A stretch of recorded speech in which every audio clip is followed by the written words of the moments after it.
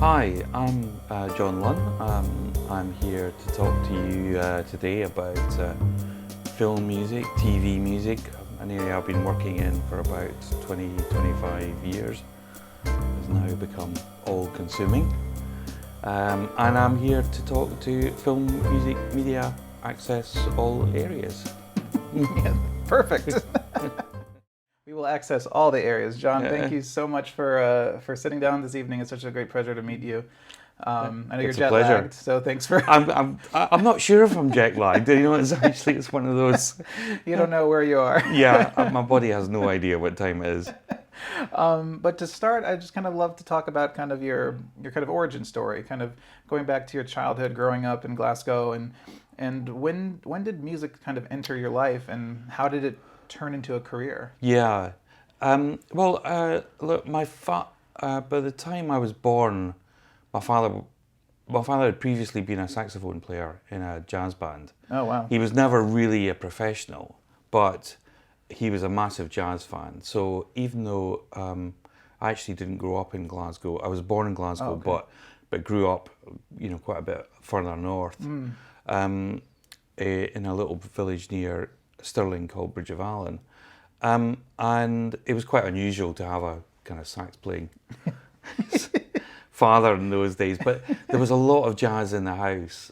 He was a massive Miles Davis fan, Duke Oh, yeah. Ellington, that kind of stuff. Yeah.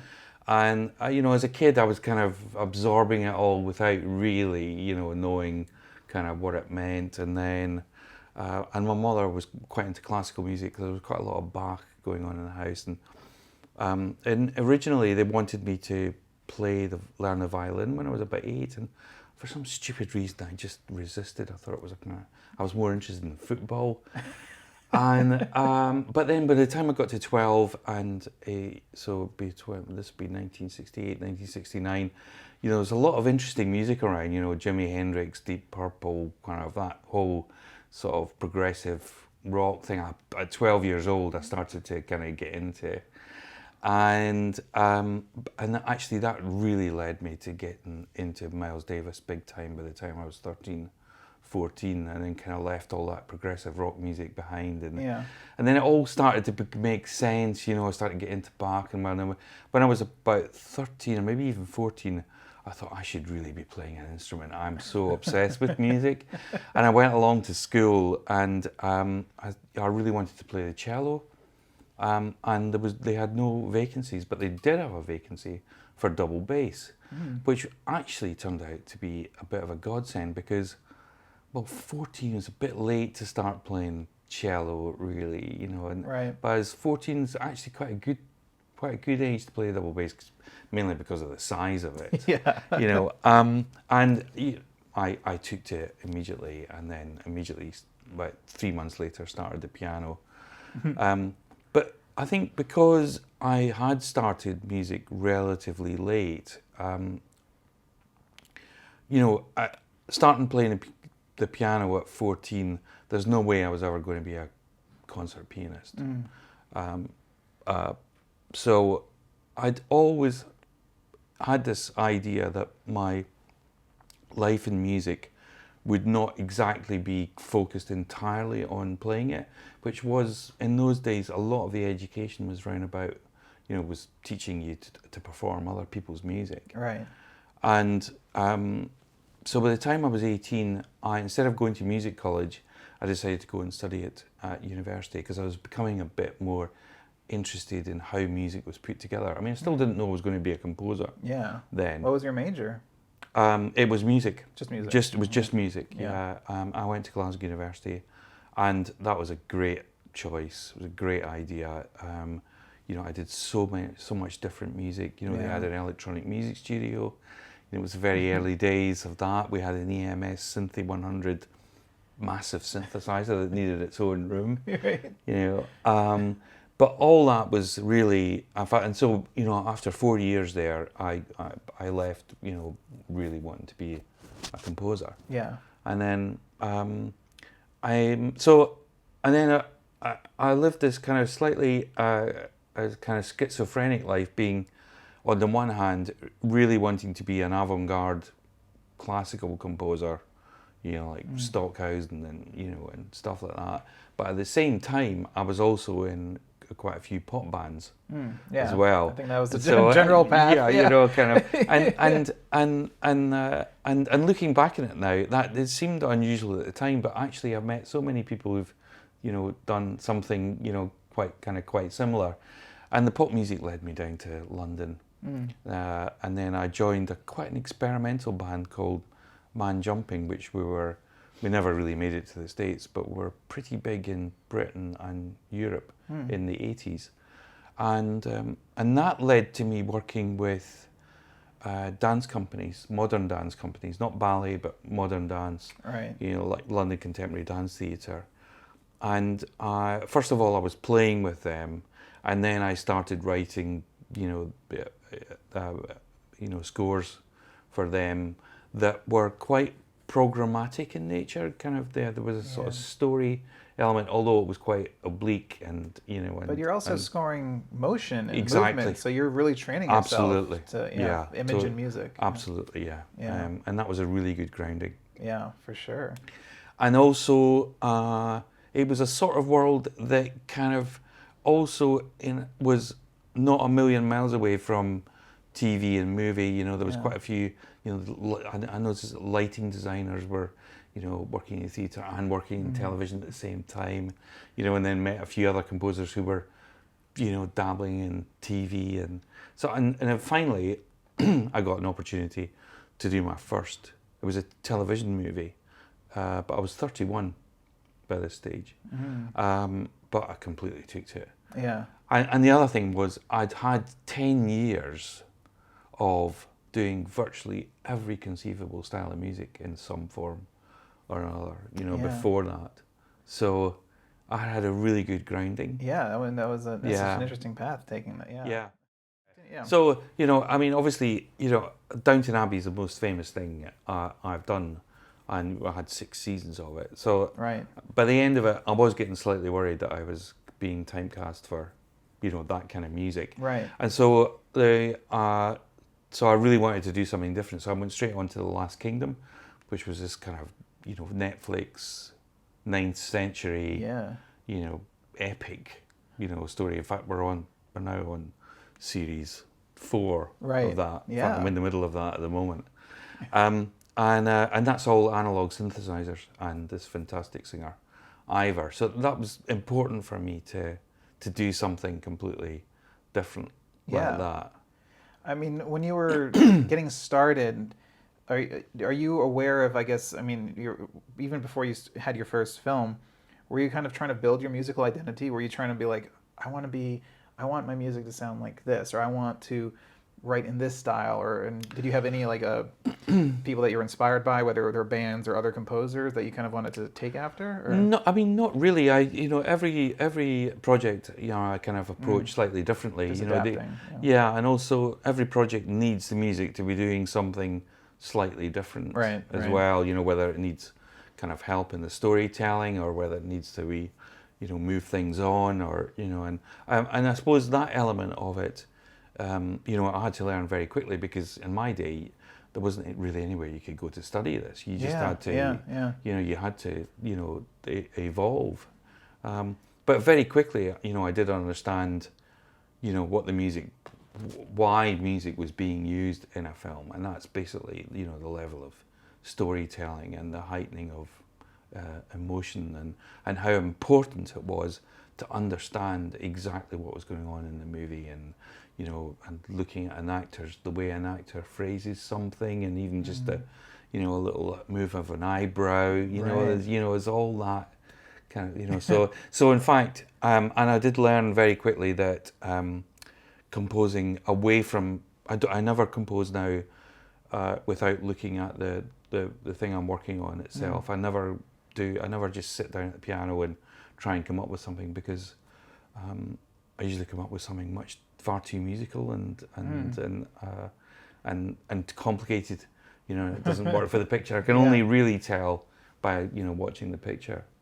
So let's your process overall, is it just you're waiting for that first cut to kind of dig into? Do you ever if you're on early enough, do you try to read the script? Like kind I of. always read the script, although it's not entirely useful because you can't really tell from a script, how fast-paced the editing's going to Yeah. be, how an actor really says something, and of course, the eventual cut could well change Yeah. quite a lot, Yeah. from the script, but it gives you an idea. So yeah, I usually read the script.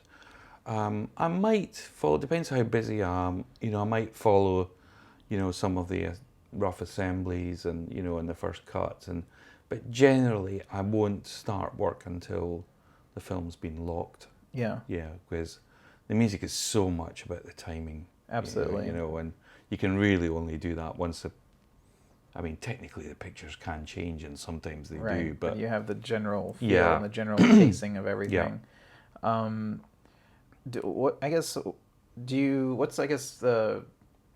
go with this question I like to ask composers. Where does the first note come from? Oh, that's such a good question, Kai. I have no idea. I mean, even to this day, it's still really nerve-wracking, that beginning. Do you get writer's block? Is something? Do you have to sit there and just hope that it comes? I do get writer's block. Wow. Yeah. And it's fear of failure. Yeah. I think that drives you, on. There's a quote that I really love. I read when I was in film school. Robert Rodriguez's book. He made a book called Rebel Without a Crew when he was in Mexico and had no money and he said something. I don't fear failure. I fear failure in front of other people, and that for some reason has always stuck with me because you're always just nervous, I guess, of just like they're going to find out you're a fraud or something. I mean, it's astonishing. I mean, Even though you've done it before, In fact, I just had it, like 6 weeks ago. I'm doing this new Julian Fellows television series called Belgravia, set in 1820. Great script, beautifully acted, directed, and could I come up with? I just couldn't come up with anything that kind of, really worked. It took me two or 3 weeks. Wow. But just sheer concentration, and then now I'm on to, I think I've nearly finished episode 5, and now I'm completely on it. Yes, and you feel confident again. but it's a really scary moment, for 2 or 3 weeks, and people are. Nobody was hassling me saying, kind of, are you, any chance of hearing anything? And I'm going, oh no, sorry, no, not yet, no. Is your writing? Do you feel very vulnerable when you're writing? Is it a vulnerable process? Like, do you just like to isolate yourself, or do you like to talk with people and like? No, it's a very solitary business. Yeah, no, especially those first ideas are really crucial, and I need to be on my own to do that because I just need to focus. Yeah. And concentrate, and of course everybody's looking for, a piece of genius really for their, Right. So it's, the expectations are. There's pressure, are pretty high. Because they want their show or movie to stand out from everything else. So exactly, and they always look at the composer to be like, okay, fix it. Yeah, exactly. Yeah. But when you're kind of starting and going back to that first note question, you talked about reading the script, you talked about waiting for that first kind of locked cut. But where do you gravitate towards more? Do you like focusing on the performances maybe, or do you just look at the cinematography or just the editing? Is there something that inspires you more than something else? I think it's not really any one specific thing. I'm looking for that idea that, when somebody hears it, they can no longer imagine the same picture without that music on it. And I can tell when I've got it. Yeah. I can't explain that to anybody else. It's just a gut instinct. It's just a gut instinct, yeah. And the creators and directors you work with, often they give you temp music to work with? Yeah. So in terms of... Well, that was interesting for Belgravia because certainly the last 3 or 4 years, I'd suddenly realised I hadn't actually done anything new for about 3 years because I was doing The Last Kingdom was series 4. I've been doing Grantchester. We're now about to start series 5. Right. Shetland, was series 6. Yeah. And Downton Abbey movie. Right. The sound world of those have all been created. Yeah. I mean, each series requires new material and stuff like that. But the actual, I've already cracked and so Belgravia, I suddenly realised, oh my God, can I still do it? Can I still kind of create a new sound world? A new sound. Yeah. Let's talk about that process. So, I mean, you've you worked in film and TV, but TV, you've done so many amazing series throughout your career. Yeah. And television, of course, let's start with, what are the differences, I guess, between UK TV and US TV? I know, is there a difference? I'm not sure there's much of a difference now. And there certainly was when I started. And the reason I got into TV was I started out doing a lot more film. And then the film industry in Britain kind of went down a bit about 15 years ago. The funding became a bit frustrating, and you'd get asked to do something and then it would never happen when it said it was going to happen, and there were budgetary problems. And also it was a bit frustrating, music being one of the last things, you quite often the budget was spent by the time we got around to the music. You have no budget left. And then I also went through a frustrating process of being everybody's second choice. For film. And then there was one big film, I won't name what it was, but you could. And I remember I came very, very close to that, and the director wanted me to do it, but the producer wanted somebody, and the producer got his way. Fine, absolutely fair enough. And then at the same time, I got offered Bleak House by the BBC, which was, a television drama, 16-hour kind of television series, and it was brilliant. It was brilliantly done. Yeah. And I suddenly realised, oh my God, you got 16 hours of, you can develop your material. And I actually really quite enjoyed that, kind of come up with, and the level of complexity that you could get into over, such a long storyline. And then the other important thing was financial as well, because I suddenly realised that television series, I was getting 100% publishing and 100% mechanicals, right? All over the world on these things, and suddenly, you were getting, I was so financially the whole television thing was really quite interesting, and I was beginning to get, a return on that I'd never got for any film. Wow. And so I gradually started doing more and more TV. Yeah. Really.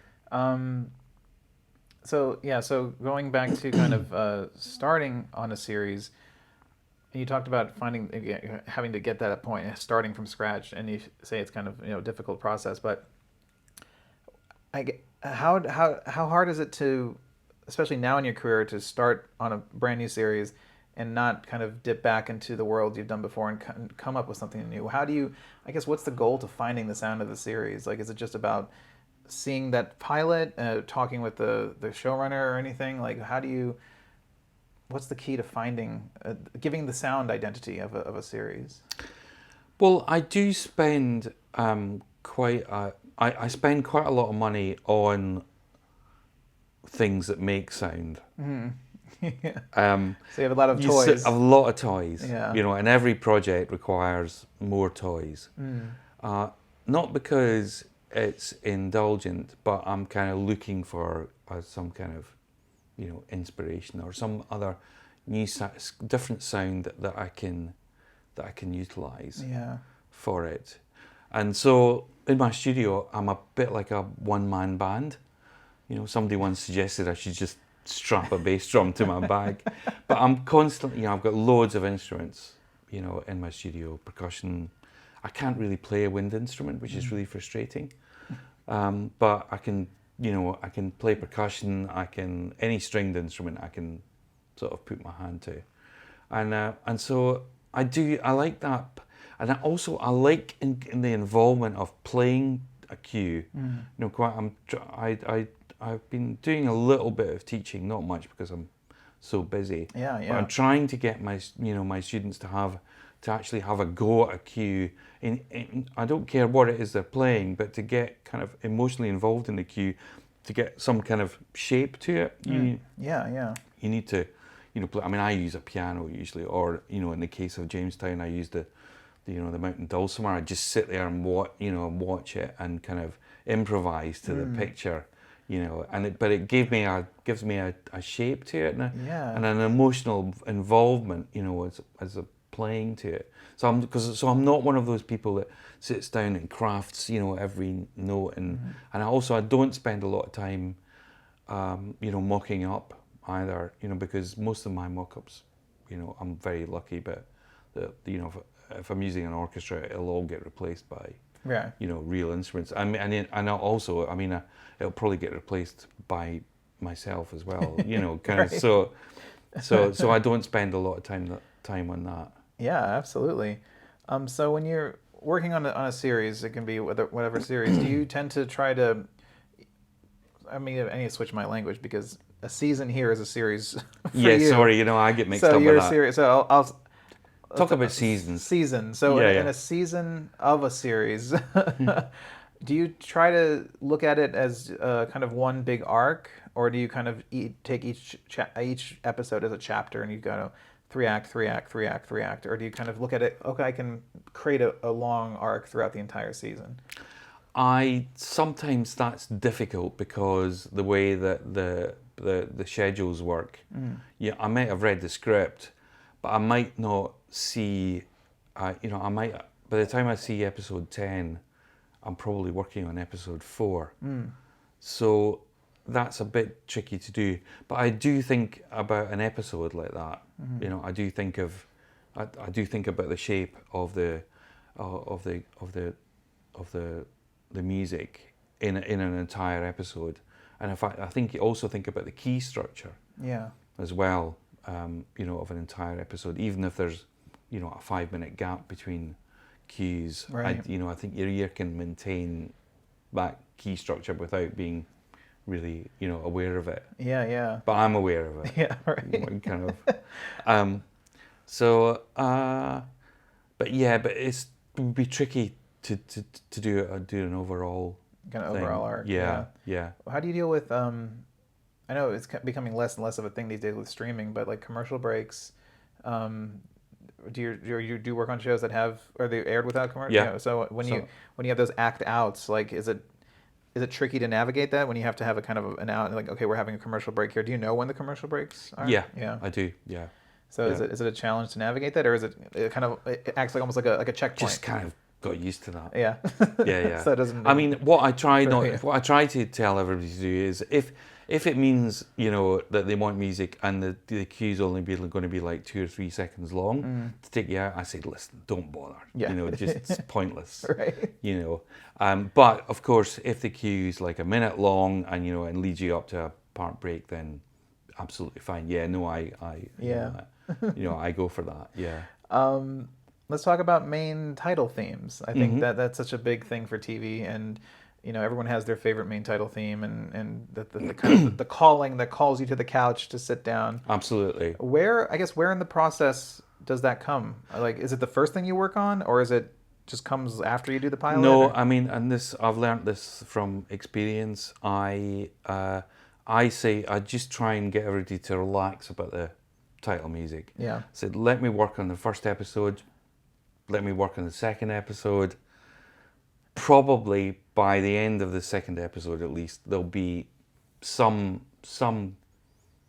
piece of music that'll be crying out, saying this is the title. So you kind of wait for it to rise. I wait for it to rise. Yeah. Oh, that's interesting. Yeah, because I feel the title, it needs to be part of the body of the show. I think, and quite often the video that you have to work with for a title sometimes bears very little relation to the actual show itself. And like in the case of Downton Abbey, for instance, what happened there was although this was slightly unusual, was the very first episode of this first series didn't actually have a title sequence. It started That's right. immediately, with a train, Mm-hmm. kind of, da, da, da, da, da, da, da, da, da, kind of. Then there was a lone figure staring kind of rather forlornly out of the window, and I picked out this kind of rather lonesome sort of Right. single note piano tune, dun dun dun dun dun dun dun dun dun. Yeah. And then there was a telegram. The train was also following telegram wires, and the telegram was carrying the information that the heir to Downton Abbey had been drowned on the Titanic. The audience don't know any of this at all. Yeah. They don't know who the guy in the train is. They don't know where the train's going. But the music is kind of investing it with a sort of, a kind of emotional information about, Yeah. what you're going to see. And eventually that first scene arrives at the house, and the harmony kind of expands out as well, kind of in a kind of rather grandiose Yes. Yes. way. So those elements of the chugging, the energy of the train, the solo piano tune, and then the telegram with this rising kind of da da da dee da da, kind of those elements were all kind of part of the. Yeah. And then the very next scene was the house being woken up by the servants, and the house was a bit like the train. Yeah. It was like.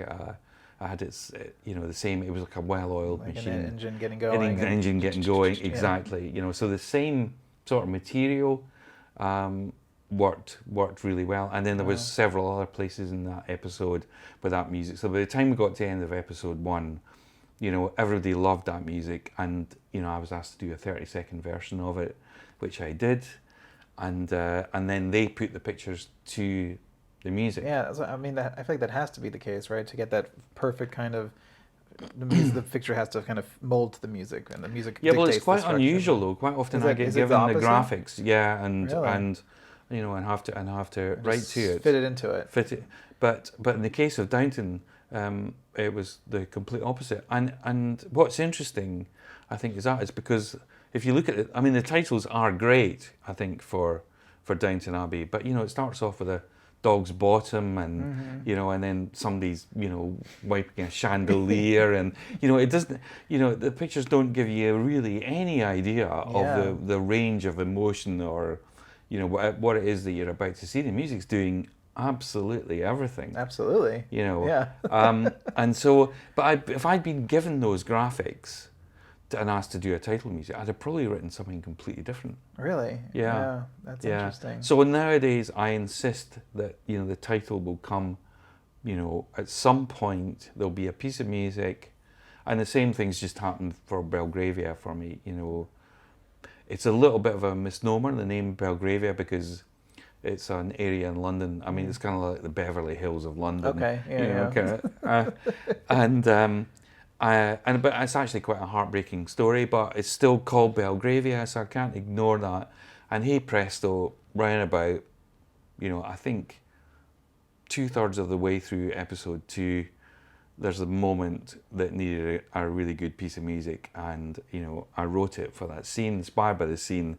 As soon as I got to the end, right, that's it. That's the title, and I think that's good. It comes kind of out of it, still inspired by the picture, what you're seeing, and it's integrated, And then you as the storyteller, you've been immersed in the world and the characters already. Yeah. And so the music is being inspired by that rather than just a series of images and a time frame to exactly. put it into. Yeah, that's a great process. Yeah, and in fact, we've done the same process. I mean, I think they were working on the graphics of that while I was also doing the music, and then so I gave them, like I think in this case it's 45-second title, and then what they'll do is they'll just tighten up the graphics so that it fits, with the music.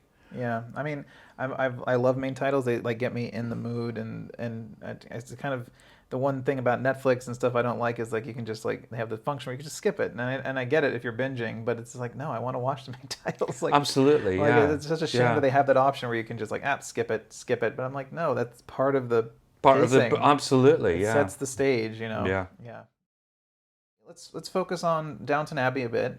So I mean, you just had this amazing film. Yeah. I mean, I guess what was your reaction to when you heard they were going to do a movie? Was that when did that come in the planning? I guess. Well, I suppose I do a lot of work for the company Right. that makes Downton Abbey anyway. So I was always kind of kept in the loop because I was working with them on other projects, you know. Right. And Right. then, you know, it did. There was a time where it kind of disappeared, and we all thought, well, it's not going to happen. And I think that, you know, it was difficult. I think getting everybody together in one place. That's tough. You know, Yeah. it kind of. But about at least a year and a half ago, it really looked like it was, you know, going to be on, and so no, I think we were all kind of quite excited. I think we all felt that, you know, the story wasn't finished. Yeah. Kind of. And when you started working on this film, I guess how did you want the music to be in this film compared to the series? Did you want it to feel like a continuation? Did you want it to be something kind of more like a prologue or epilogue or whatever, you know, something like that? Well, it's not. I mean, the movie is not like a remake of the TV series. Right. You know, it's the story actually follows straight on from where we left Exactly. off. Yeah. I mean, I think there's maybe a year and a half's gap. So a lot of the themes and a lot of the relationships that, you know, that ended the series kind of, you know, carried on, you know, into the beginning of the movie.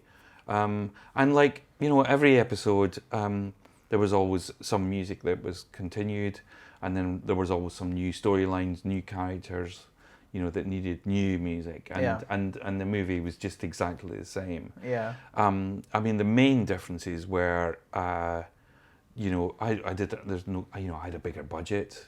You That know, must have been nice. yeah, it was, and because I mean, the music was always very filmic, anyway, Yeah, in very Downton, much, you very know, for the cinematic, TVs yeah. for the TV series, so it wasn't, you know, it wasn't really that different, and so I just basically doubled the size of the string orchestra. Still only used like a vibraphone. Oh, I had 4 French horns instead of 1 French horn. A cor anglais and a soprano saxophone. Use that budget. Yeah, You get know, that and me playing the piano. So, you know, I didn't go full orchestra. Right. You know, didn't have a big, you know, brass section or, you know, the whole woodwind section. And we used a couple of percussion instruments. So I wanted to keep the, you know, the fabric of it, Absolutely. you know, the same, but it's just on a bigger, you know, grander scale. Was it interesting doing that time frame, like a 2 hour or however long the film is versus? Well, we'd actually been doing these Christmas specials, that's right, you know, yeah. which were about that length. So it just felt like Anyway, so, you know, it wasn't that different. different. Yeah. How would you describe how the music has evolved? I guess from season 1 up to the film, how is it the trajectory of it over the course of the years? Has it changed, or is it? It hasn't really changed all that much. The music's very. Individual characters don't really have their own themes. The Right. themes are more to do with the relationships between those characters. Right.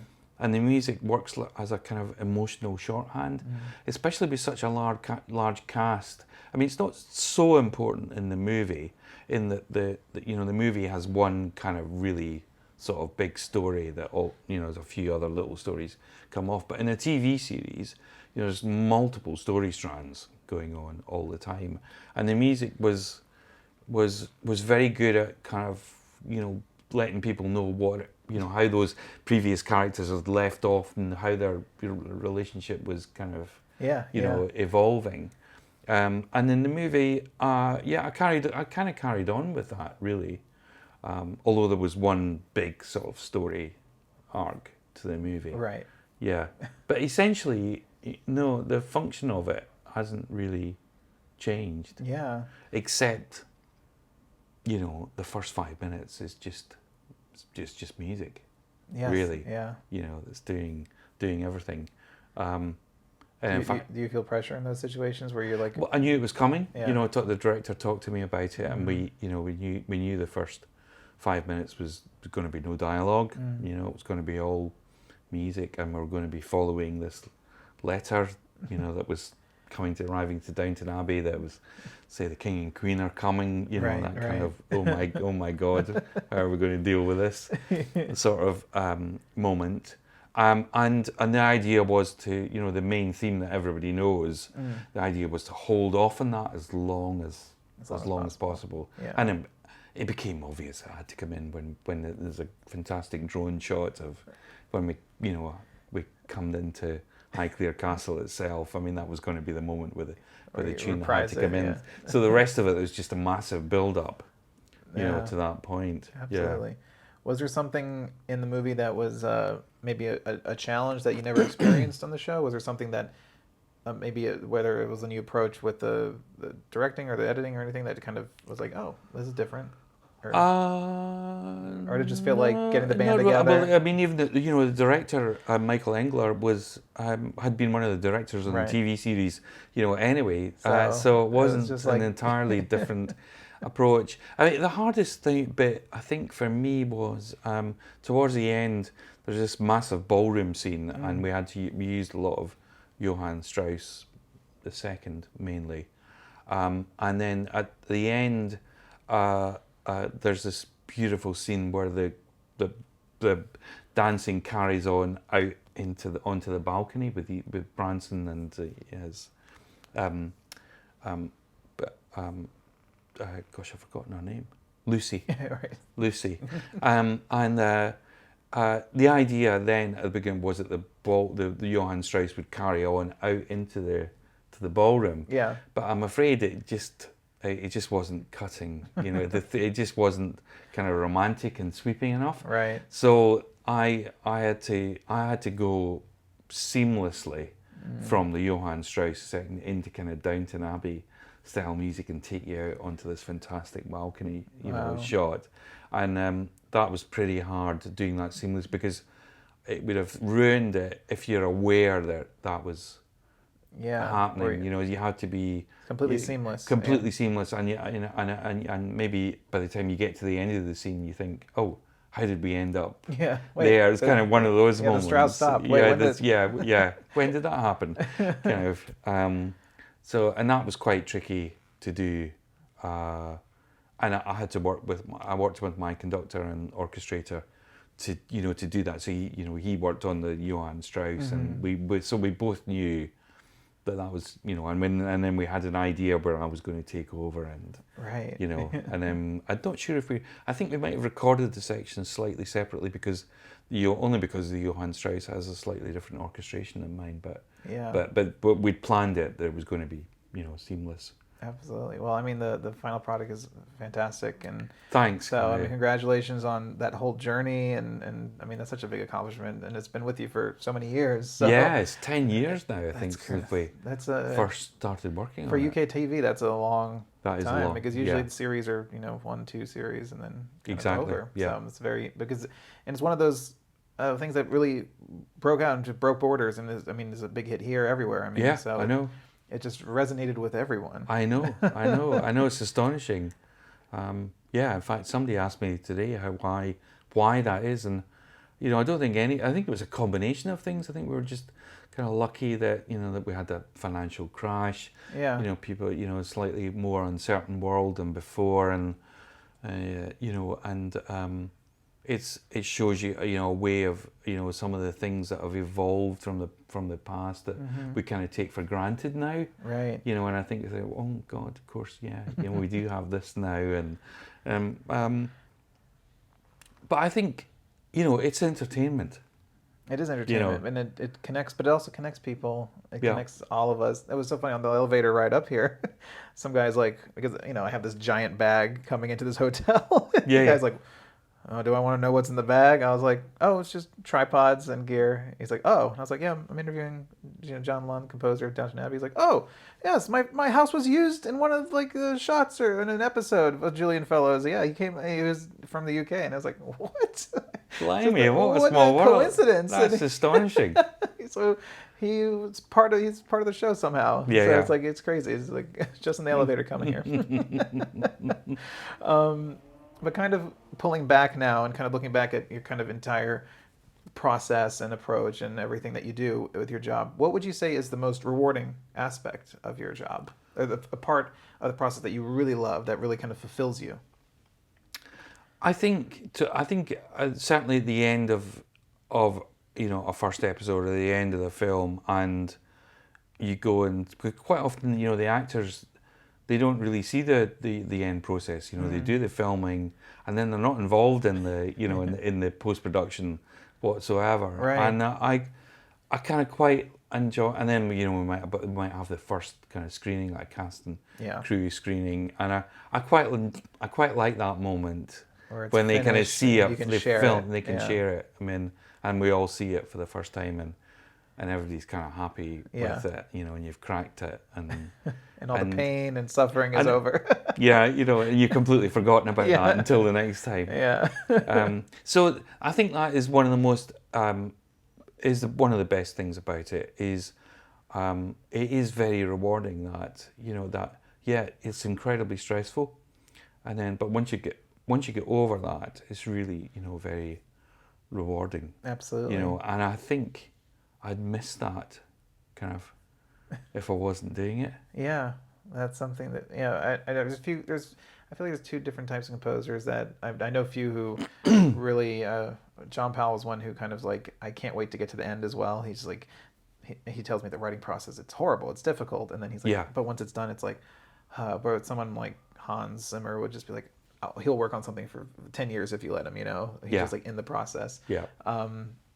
But I mean, some people like both, they like the whole journey. But I think for me too, just if I'm working on something and it's just like, it's done, and it can finally leave your head too, that feeling where it's like, it's always in your head. You wake up, it's in your head. You go to bed, it's in your head. And then it's not until like it's finished, and then it's like you're free. Yeah, absolutely. That feeling, it's hard to describe for people who don't, whether you're writing or music or directing, it just is the same process.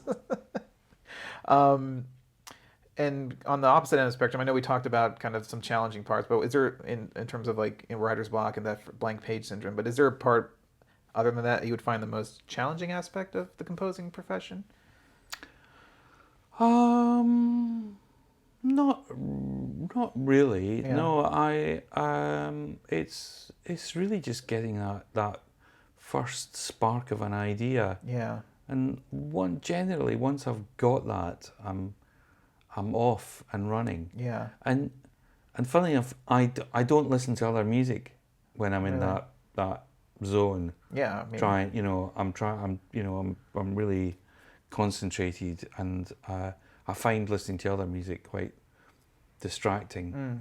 It doesn't mean that I haven't kind of been wandering around and heard something and going, oh God, that's quite interesting. I wonder if something like that would, So I have done that, things like that. And I still listen to a massive variety of different music. Do you try to listen to other scores, or you just try to Funny branch enough, out? I'm not one of those composers that really divorces the music from the film. I find in most cases, some of them are more successful than others, but I'm not that massive a fan of performing the music away from what it was written for. So I don't listen to a lot of. I would very rarely listen to music from a film entirely on its own. I might think, I must hear. For instance, I just watched Chernobyl. Somebody told me that kind of the music was really interesting. I didn't go to Spotify and listen to the soundtrack. Right. I need to see how the music was used. Yeah. Hildur, in did a fantastic job. Yeah. Yeah, and it was a brilliant film. Brilliant miniseries. TV miniseries. Yeah. Yeah. Do you ever go back and listen to your own stuff? Whether it's just by chance, like, would you ever go back and watch like a few episodes, season 1 of Downton Abbey? Well, funnily enough, I actually went back and watched the whole 6 series. Oh, yeah, because I just had to remind myself of what I'd done, and also the way how the music functioned in the show, because doing the music in like The Last Kingdom is a very different thing, it's a very different function. Absolutely. Do you become critical? You're like, oh, why I should have changed that, or do Oh you? yeah. Yeah, is it hard Yeah, not yeah. to? But then there was also some stuff, from like series 1 and 2 that I'd completely forgotten about that we'd used. And I thought, oh my God, why didn't that kind of, Yeah. carry on, any further? Absolutely. And I think one failing I do have, I think, as a composer, is that if I'm working on a series, I do like that process of expanding and evolving the material. But unfortunately, I find the ultimate version Yeah. of it, Yeah. and once I've done that, then I can't. Just doesn't evolve any further, and Right. I don't know what to do about that. Yeah. Kind of.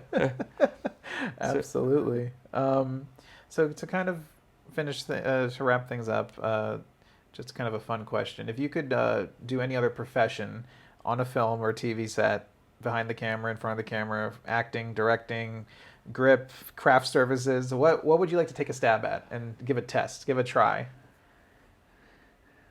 I think I'd probably be quite good at editing. Editing? Yeah, I Yeah. mean, probably because the editing is so important to my. I've gotten. I can tell when something's well Yeah. edited, and that sort of timing between things, and there's a massive part of the storytelling in the way something's edited. For sure. Well, yeah, maybe. Well, You can pull it. I doubt it, but You can pull a John Ottman, oh yeah, of course, yeah. He won his Oscar for editing, Yeah. but he's a composer. Yeah, that's right. Yeah. You can never say never. No. Well, John, thank you so much for sitting down tonight. It was such a pleasure to sit with you and pick your brain. And I'm Thank such you, a fan Kyle. of your music. No, so I really enjoyed that. absolutely. Great. Thank you Cheers. so much.